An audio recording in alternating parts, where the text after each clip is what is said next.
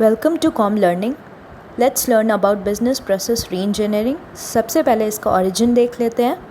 1990 में Michael hammer, जो कि MIT में कंप्यूटर साइंस के प्रोफेसर थे, उन्होंने एक आर्टिकल लिखा, रीइंजीनियरिंग वर्क डोंट ऑटोमेट ऑब्लिगेट, जो कि उन्होंने हार्वर्ड बिजनेस रिव्यू में लिखा था, जिसमें कि उन्होंने क्लेम किया है बहुत सारे ऐसे वर्क होते हैं बिज़नेस में जो कि कस्टमर को कोई वैल्यू ऐड नहीं करते हैं, और उन वर्क को हटा देना चाहिए, ना कि उनको डेवलप करना चाहिए ऑटोमेशन से।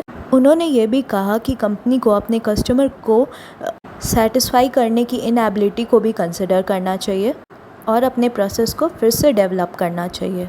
और उन्होंने बिजनेस प्रोसेस रीइंजीनियरिंग के बारे में कहा कि ये कस्टमर में वैल्यू ऐड करेगा, प्रोसेस को एक्सेलरेट और बढ़ाएगा और उन्हीं चीज़ों पे फोकस करेगा जो कि ज़रूरी है। About what is business process reengineering. BPR एक मैनेजमेंट की स्ट्रैटेजी है। इसमें हम हर छोटे मोटे प्रोसेस को अच्छा बनाने के बारे में सोचते हैं और सारे प्रोसेस को रीडिज़ाइन करके ड्रामेटिक इम्प्रूवमेंट पाते हैं, कॉस्ट में, क्वालिटी में, सर्विस में और स्पीड में। सारे स्ट्रक्चर और प्रोसेस को चेंज किया जाता है जब BPR अप्लाई होता है। इसमें इंफॉर्मेशन टेक्नोलॉजी को डेवलप करने पे बहुत ध्यान दिया जाता है, क्योंकि इंफॉर्मेशन टेक्नोलॉजी बिजनेस प्रोसेस रीइंजीनियरिंग में बहुत बड़ा रोल प्ले करती है। वो ऑफिस को ऑटोमेट करती है, मैन्युफैक्चरिंग में फ्लेक्सिबिलिटी लाती है, क्विकर डिलीवरी करती है और रैपिड और पेपरलेस ट्रांजैक्शन को फैसिलिटेट करती है और एफिशिएंसी और इफेक्टिवनेस भी इंक्रीज़ करती है। BPR मानता है कि फोकस एनालिसिस या और रीडिज़ाइन पे रहेगा बिज़नेस प्रोसेस के, तो वही रोड टू सक्सेस है।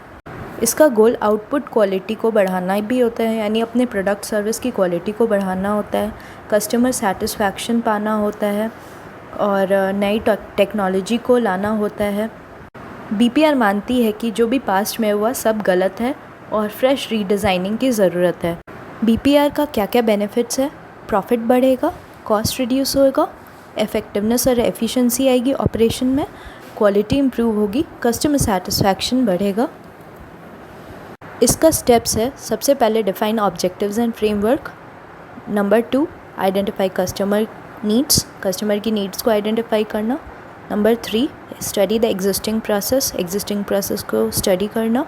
4, फॉर्मुलेट एंड रीडिज़ाइन प्लान, फिर से एक नया प्लान फॉर्मुलेट करके बनाना। और 5th, इम्प्लीमेंट करना रीडिज़ाइन प्लान को। अब BPR के ऑब्जेक्टिव्स क्या क्या है?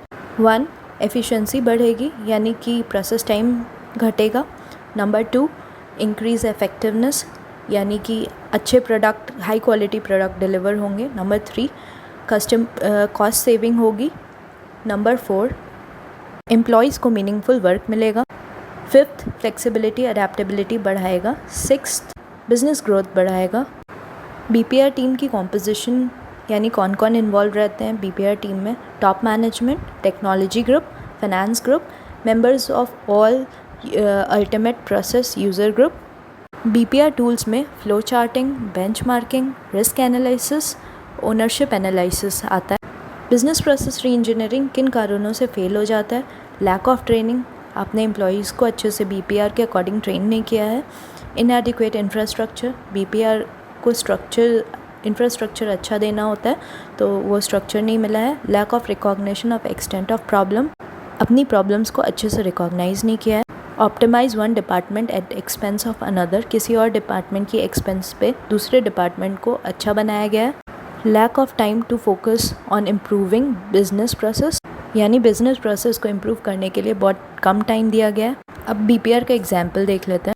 अगर एक बैंक कस्टमर को लोन अप्लाई करना है, ATM कार्ड इशू करवाना है और सेविंग बैंक खुलवाना है, तो जाहिर सी बात है उसको डिफरेंट डेस्क पे जाके अपना काम करवाना होगा।